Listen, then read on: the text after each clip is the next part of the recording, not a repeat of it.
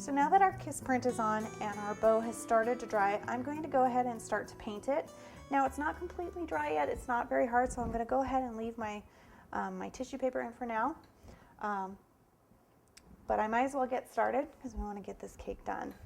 So be really careful when you're painting around your mistletoe.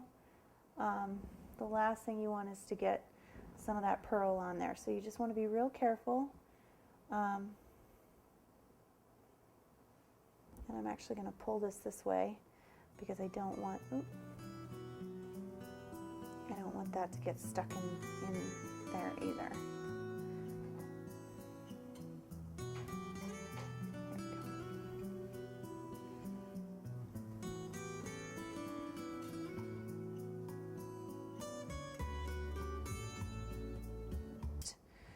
And then we'll place our bow on top of that. And I want our tails to kind of come down the side of the cake to be another more of a decorative element. Now remember, for our big bow on top, we are using the larger of the two settings, which is the 1.5 inches.